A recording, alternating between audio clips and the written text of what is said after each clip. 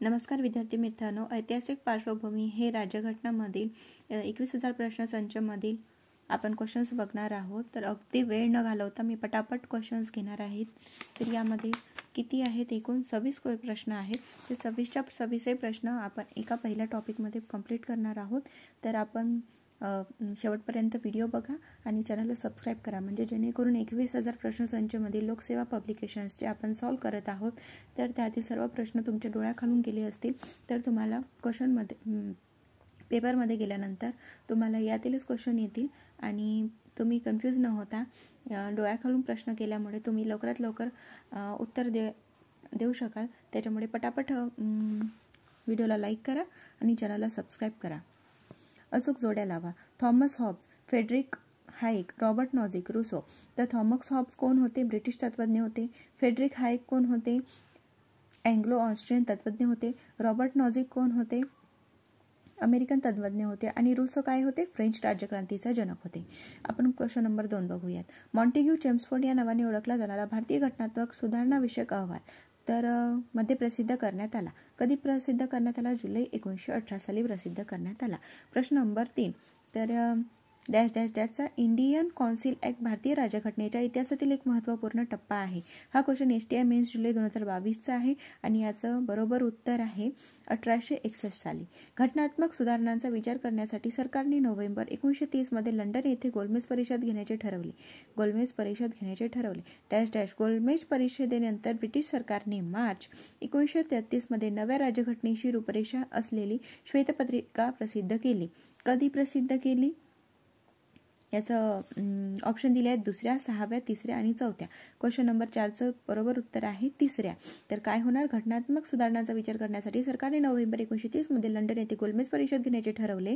3ऱ्या गोलमेज परिषदेनंतर ब्रिटिश सरकारने मार्च 1933 मध्ये नव्या राज्यघटनेची रूपरेषा असलेली श्वेतपत्रिका प्रसिद्ध केली. तर आपण बघूया प्रश्न क्रमांक 5.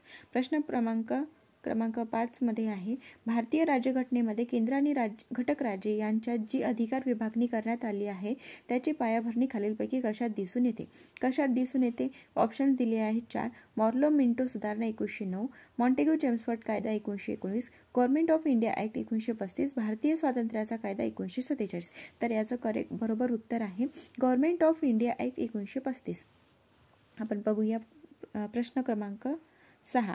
भारतीय राज्यघटनेच्या इतिहासातील डॅश डॅश हा महत्त्वाचा टप्पा आहे. तर आपल्याला ऑप्शन्स दिले. The Indian Council act 1857, the Indian Council act 1861, government of India act 1999, government of India act 1936. तर याचं बरोबर उत्तर आहे प्रश्न क्रमांक 6चं बरोबर उत्तर आहे the Indian Council act 1861. The Indian Council act 1861 साली काय झालं? हे भारतीय राज्यघटनेच्या इतिहासातील द इंडियन कौन्सिल ॲक्ट 1861 हा महत्त्वाचा टप्पा आहे. तर क्वेश्चन क्रमांक आपण 7 बघणार आहोत. आपण पटापट क्वेश्चन्स घेत आहोत जेणेकरून आपले 26च्या 26 प्रश्न आपले लवकरात लवकर सॉल्व करून झाले पाहिजेत. आणि ते तुम्ही जर हा व्हिडिओ कुठेही बाहेर बसून हेडफोन लावून ऐकत असाल तर तुमचे बाहेर लायब्ररीमध्ये बघत असाल तर तुम्ही जेणेकरून हेडफोन लावून सुद्धा तुम्ही ऐकू शकाल. म्हणून हे लवकरात लवकर व्हिडिओ बनवण्यात येत आहेत. त्याच्यामुळे तुम्ही लवकरात लवकर चॅनलला सबस्क्राईब करा आणि व्हिडिओला लाईक करा. तर बघूयात आपण प्रश्न क्रमांक 7. भारत सरकार कायदा 1935 बाबत खालीपैकी कोणते विधान चुकीचे आहेत? पहिला ऑप्शन्स आहे, या कायद्यान्वये केंद्रात दुहेरी शासन व्यवस्था लागू करण्यात आली. या कायद्यान्वये भारतामध्ये केंद्रात प्रथमच द्विगृही कायदेमंडळाची निर्मिती करण्यात आली. या कायद्यान्वये प्रांतांमधील दुहेरी शासन व्यवस्था रद्द केली गेली. या कायद्यान्वये 3 स्वतंत्र सूचनांच्या माध्यमातून केंद्र आणि राज्यात अधिकारांचे विभाजन करण्यात आले. प्रश्न क्रमांक 7चं बरोबर उत्तर आहे ऑप्शन नंबर 2. काय आहे? या कायद्यान्वये भारतामध्ये केंद्रात प्रथमच द्विगृही कायदेमंडळाची निर्मिती करण्यात आली. आपण बघूया क्वेश्चन क्रमांक 8.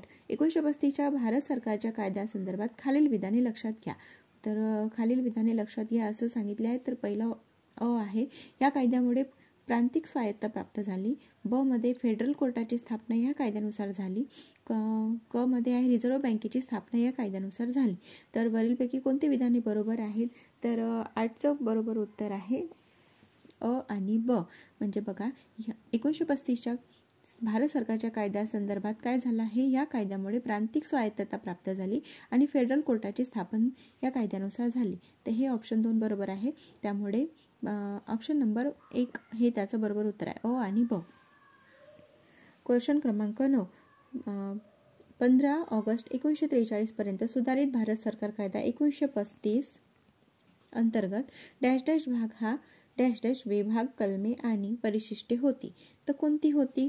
प्रश्न क्रमांक 9चं उत्तर आहे 2. 14, 321 आणि 10. म्हणजे काय आहे? ही कलमे आहेत.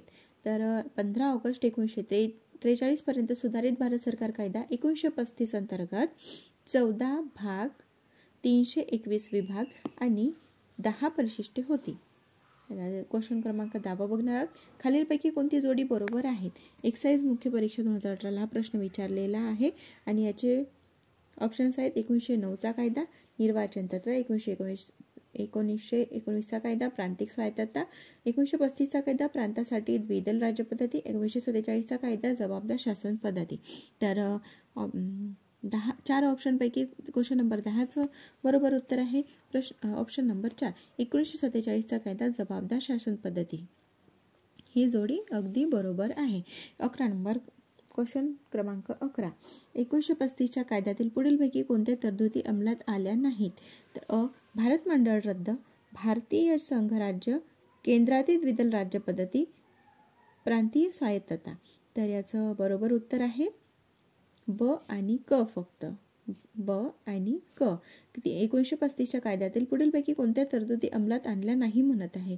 तर भारतीय संघराज्य आणि केंद्रातील द्विदल राज्य पद्धती या तरतुदी अंमलात आणल्या नाहीत. तर आपण पुढे बघणार आहोत. प्रश्न क्रमांक 12. विधान ए. विधान ए काय दिलेला आहे? भारत सरकार कायदा 1935 अनुसार शेषाधिकार केंद्रीय विधिमंडळाकडे दिलेले होते. कारण आर. भारत सरकार कायदा 1935 अनुसार संघराज्यीय, प्रांतिक आणि समवर्ती अशा 3 सूचनांमध्ये विषयांची विभागणी केली गेली होती. तर ऑप्शन 1, 2, 3, 4 प्रकारे काय आहे बरोबर ते सांगा बरं. तर क्वेश्चन क्रमांक 12चं बरोबर उत्तर आहे 4. ए चूक आहे तर आर हे बरोबर आहे. ए हे चूक आहे तर आर हे बरोबर आहे. बरोबर काय आहे? भारत सरकार कायदा 1935 नुसार संघराज्यीय, प्रांतिक आणि समवर्ती अशा 3 सूचनांमध्ये विषयांची विभागणी केली गेली होती. आता बघूया प्रश्न क्रमांक 13. खालीलपैकी कोणते विधान चुकीचे आहे? राज्यसेवा मुख्य 2017 हा प्रश्न विचारला गेला आहे. आपल्याला विधान चुकीचे बघायचे आहेत. पहिला विधान काय आहे? 1919चा गव्हर्नमेंट ऑफ इंडिया ऍक्ट हा मॉन्टेग्यू चेम्सफोर्ड अहवालावर आधारित आहे. Option number 2. 1935चा गव्हर्नमेंट ऑफ इंडिया ऍक्ट अन्वये भारत विधिमंडळ इंडियन लेजिस्लेटिव्ह काउन्सिल हे द्विगृहात्मक विधिमंडळाच्या रचनेत रूपांतरित झाले. आणि ऑप्शन नंबर 3. दुहेरी शासन पद्धती 1919च्या कायद्याने लागू करण्यात आली. Option number 4. राज्यघटनेचा जवळपास 75% भाग गव्हर्नमेंट ऑफ इंडिया ऍक्ट 1935चे पुनर्निर्मित रूप आहे असे म्हटले जाऊ शकते. तर क्वेश्चन क्रमांक 13चं बरोबर उत्तर आहे 2. 1935चा गव्हर्नमेंट ऑफ इंडिया ऍक्ट अन्वये भारतीय विधिमंडळ इंडियन लेजिस्लेटिव्ह काउन्सिल हे द्विगृहात्मक विधिमंडळाच्या रचनेत रूपांतरित झाले. आता आपण बघणार आहोत प्रश्न क्रमांक 14. खालीलपैकी कोणत्या कायद्यानुसार कलकत्ता येथे सर्वोच्च न्यायालयाची स्थापना करण्यात आली तसेच भारतात केंद्रीय प्रशासन व्यवस्थेची पायाभरणी झाली? राज्यसेवा मुख्याला विचारलेला हा प्रश्न आहे 2017 मध्ये. खालीलपैकी कोणत्या कायद्यानुसार कलकत्ता येथे सर्वोच्च न्यायालयाची स्थापना करण्यात आली? 14चं उत्तर आहे ऑप्शन नंबर 4. 1773चा रेग्युलेटिंग ऍक्ट. कोणता? 1773चा रेग्युलेटिंग ऍक्ट नुसार कलकत्ता येथे सर्वोच्च न्यायालयाची स्थापना करण्यात आली. आता बघणार आहोत प्रश्न क्रमांक 15. खालील विधाने विचारत घ्या. अ. 1935च्या कायद्यान्वये उर्वरित अधिकार हे भारताच्या गव्हर्नर जनरलकडे होते. ब. अमेरिकेत उर्वरित अधिकार हे राज्यांकडे देण्यात आले आहेत. कॅनडामध्ये उर्वरित अधिकार हे प्रांतांना देण्यात आले आहेत. तर वरीलपैकी कोणती विधाने बरोबर आहेत? 15चं उत्तर आहे ऑप्शन नंबर 1. ऑप्शन नंबर अ आणि ब. तर विचारात घ्या. 1935च्या कायद्यान्वये उर्वरित अधिकार हे भारताच्या गव्हर्नर जनरलकडे होते. बरोबर. अमेरिकेत उर्वरित अधिकार हे राज्याकडे देण्यात आले आहेत. बरोबर. तर याचं बरोबर उत्तर आहे अ आणि ब. आता बघणार आहोत प्रश्न क्रमांक 16. प्रश्न क्रमांक 16 बघणार आहात. गव्हर्नमेंट ऑफ इंडिया ॲक्ट 1935 मधील खालील तरतुदी विचारात घ्या. राज्यसेवा मुख्य 2016 हा प्रश्न विचारलेला आहे. या कायद्यान्वये केवळ मुस्लिमांसाठीच नव्हे तर शीख, भारतीय, ख्रिश्चन आणि अँग्लो इंडियन यांच्यासाठी स्वतंत्र प्रतिनिधित्व प्रदान करले. शेषाधिकार हे केंद्र शासनाकडे सोपवले होते. या कायद्याने विधिमंडळाला जबाबदार असलेल्या कोणी सल्लागार अथवा ना कोणती मंत्री परिषद नियुक्त केली गेली. 16चं विधान कोणतं बरोबर आहे? तर पर्यायी उत्तरे आहेत. तर 16चं पर्यायी उत्तर आहे ऑप्शन नंबर 3.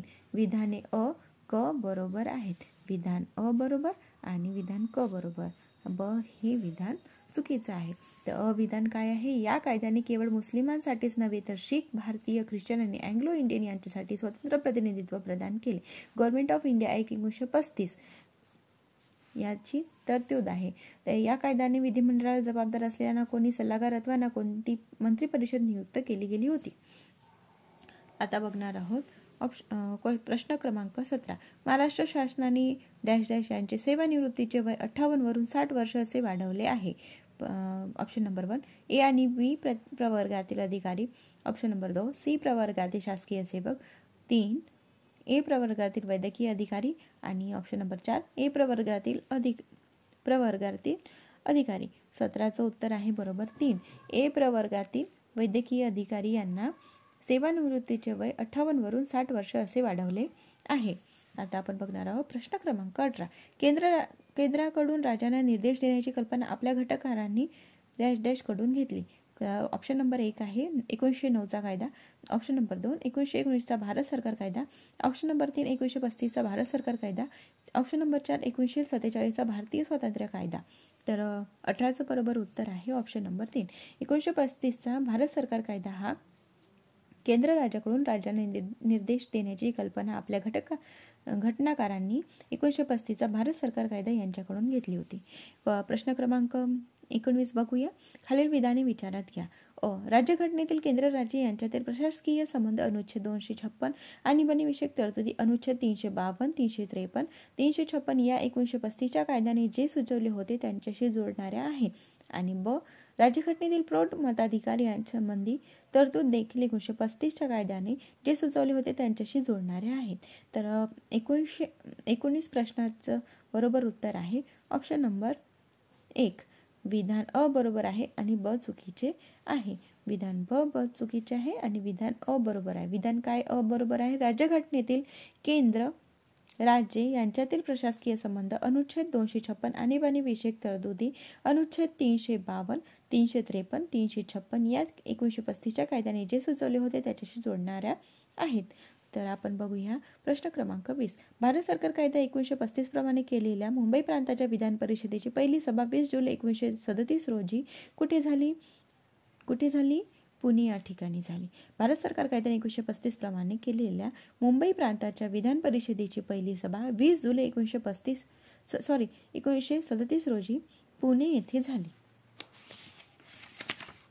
आता बघूया प्रश्न क्रमांक 21. प्रश्न क्रमांक 21. खालीलपैकी कोणती जोडी चुकीची आहे? एएसओ मुख्य 2014 हा प्रश्न विचारलेला आहे. मोर्लो-मॉन्टेगो सुधारणा कायदा, पहिल्या महायुद्धाची समाप्ती, बंगालची फाळणी, मॉन्टेगो-चेम्सफोर्ड सुधारणा 1919. तर खालीलपैकी चुकीची जोडी कोणती आहे? खालीलपैकी